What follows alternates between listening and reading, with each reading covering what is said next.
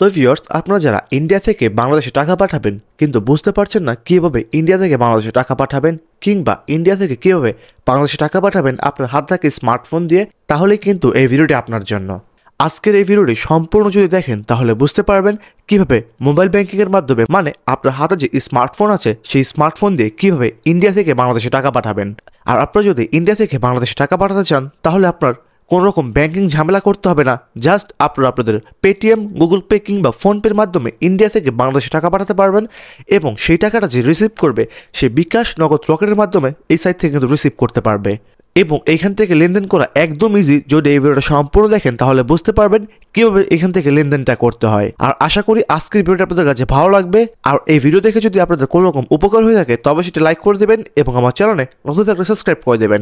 তো আর কথা না বাড়িয়ে আজকের ভিডিওটি শুরু করা যায়। অলরেডি এভরিওয়ান, আমি কিন্তু ওয়েবসাইটটিতে চলে এসেছি। আপনারা ওয়েবসাইটটিতে চলে আসার জন্য আমার ডেসক্রিপশন বক্সটি চেক করবেন, সেইখানে দেওয়া লিঙ্কে ক্লিক করলে আপনারা এই ওয়েবসাইটটিতে চলে আসতে পারবেন। ওয়েবসাইটটিতে চলে আসার পর আপনাদের এই সাইটে কাজ হবে একটি অ্যাকাউন্ট ক্রিয়েট করা। তো এই সাইটে একটি অ্যাকাউন্ট ক্রিয়েট করার জন্য এখানে দেখতে পাচ্ছেন সাইন আপ একটি অপশন, এখানে ক্লিক করবেন। ক্লিক করার পর এইখানে আপনি আপনার অ্যাকাউন্টের একটি ইউজার নেম দিবেন। ইউজার নেম দিয়ে দেওয়ার পর ইমেল অ্যাড্রেস, তারপর হোয়াটসঅ্যাপ নাম্বার, আপনার ফোনে থাকা একটি হোয়াটসঅ্যাপ নাম্বারটা এখানে দিতে হবে। তাছাড়া কিন্তু এখান থেকে আপনাদের কাজ হবে না, আপনাদের মেইন ফোকাস হবে হোয়াটসঅ্যাপ নাম্বারটা দিতে। তারপর এখানে পাসওয়ার্ড এবং কনফার্ম পাসওয়ার্ড দিয়ে ক্যাপচাটা ফিল আপ করে সাইন আপ অপশনে ক্লিক করার সাথে সাথে কিন্তু আপনাদের এই সাইটে একটি অ্যাকাউন্ট ক্রিয়েট হয়ে যাবে। তো এই সাইটে এই মাত্র যে ইমেল ইউজার নেম এবং পাসওয়ার্ড দিয়ে একটি অ্যাকাউন্ট ক্রিয়েট করলেন, সেই ইউজার নেম এবং পাসওয়ার্ড দিয়ে এই সাইটে লগ ইন করে ফেলবেন। তো অলরেডি আমি কিন্তু এই সাইটে লগ ইন করে ফেলেছি। তো আশা করি বুঝতে পারলেন কিভাবে এই সাইটে লগ ইন করতে হয়। তো লগ ইন করার পর কিভাবে আপনারা ইন্ডিয়া থেকে বাংলাদেশে টাকা পাঠাবেন তো চলো সেটা দেখে নেওয়া যাক। তো ইন্ডিয়া থেকে বাংলাদেশে টাকা পাঠানোর জন্য আপনাদের সবার আগে দরকার হবে এই সাইটে অ্যাড ব্যালেন্স করা।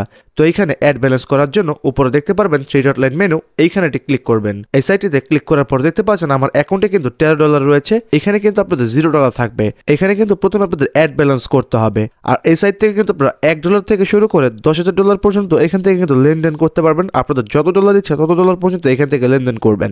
তো এখানে এই অ্যাড ব্যালেন্স করার জন্য দেখতে পাচ্ছেন অ্যাড ফান্ড, এই অ্যাড ফান্ড অপশনে ক্লিক করবেন। অ্যাড ফান্ড অপশনে ক্লিক করার পর এখানে দেখতে পাচ্ছেন এরকম একটি অপশন চলে এসেছে। তো এখানে দেখতে পাচ্ছেন শুধুমাত্র ইন্ডিয়ান মানুষ মেসেজ করবেন। তো এখানে কিন্তু ইন্ডিয়ান মানুষরা মেসেজ করে এখান থেকে কিন্তু ইন্ডিয়া থেকে বাংলাদেশে টাকা পাঠাতে পারবে।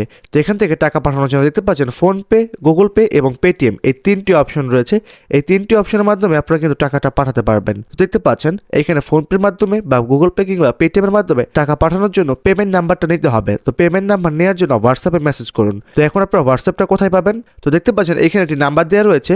আমি এই ভিডিওতে কমিউনিটি গাইডলাইন থাকার কারণে এই নাম্বারটা দেখাতে পারছি না, বাট আপনারা যখন ওয়েবসাইটে চলে আসবেন এই নাম্বারের সাথে যোগাযোগ করবেন, তাহলে কিন্তু এখান থেকে অ্যাড ব্যালেন্সটা করতে পারবেন। কিংবা এইখানে দেখতে পাচ্ছেন একটি হোয়াটসঅ্যাপ আইকন রয়েছে, আপনারা এই হোয়াটসঅ্যাপ আইকনে ক্লিক করবেন। হোয়াটসঅ্যাপ আইকনে ক্লিক করার পর এইখানে দেখতে পাচ্ছেন অ্যাডমিনের অ্যাকাউন্টে কিন্তু আপনাদেরকে নিয়ে চলে এসেছে। এইখানে আপনি লিখে দেবেন আই নিড এটিএম নাম্বার কিংবা গুগল পে নাম্বার কিংবা ফোন পে নাম্বার।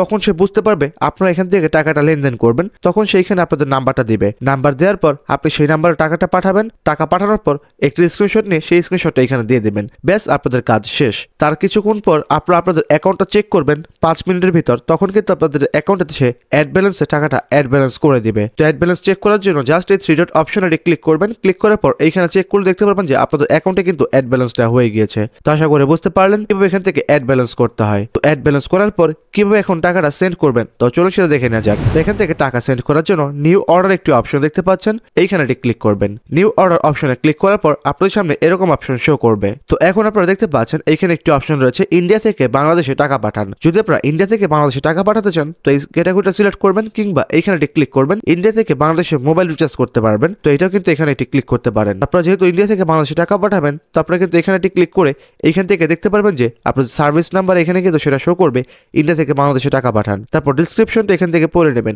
ইন্ডিয়া থেকে বাংলাদেশে সর্বনিম্ন $1 পাঠাতে পারবেন। যারা ইন্ডিয়া থেকে বাংলাদেশে টাকা পাঠাবেন তারা কিন্তু সর্বনিম্ন $1 পাঠাতে পারবেন। অর্ডার করার 10 মিনিটের মধ্যে আপনার অর্ডারটি কমপ্লিট হয়ে যাবে। ইন্ডিয়ার 1000 টাকা বাংলাদেশি টাকা কিন্তু 1100 টাকা পাবে।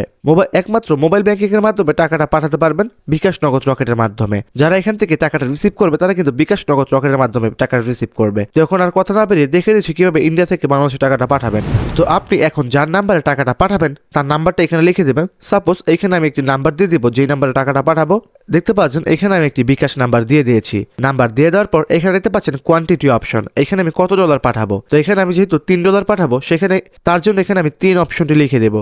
যদি আপনারা এখান থেকে $10 পাঠাতে চান তো এখানে $10 লিখবেন, $100 চাইলে $100, $500 চাইলে $500 এখানে লিখে দিবেন। লেখার পর এখানে দেখতে পারবেন একটি অপশন রয়েছে কি সাবমিট অপশন। এই সাবমিট অপশনে ক্লিক করবেন। এইখানে ক্লিক করার সাথে সাথে কিন্তু এখান থেকে আপনাদের অর্ডারটি রিসিভ হয়ে যাবে। দেখতে পাচ্ছেন ইউর অর্ডার রিসিভ, এখান থেকে তাদের কাছে কিন্তু অর্ডারটি চলে গিয়েছে। তো দেখতে পাচ্ছেন ইন্ডিয়া থেকে বাংলাদেশে টাকা পাঠানোর সার্ভিসটা, এবং এখানে কিন্তু আমাদের নাম্বার দেওয়া রয়েছে, কোয়ান্টিটি $3 এবং ব্যালেন্স কিন্তু আমার $10 রয়েছে অ্যাকাউন্টে।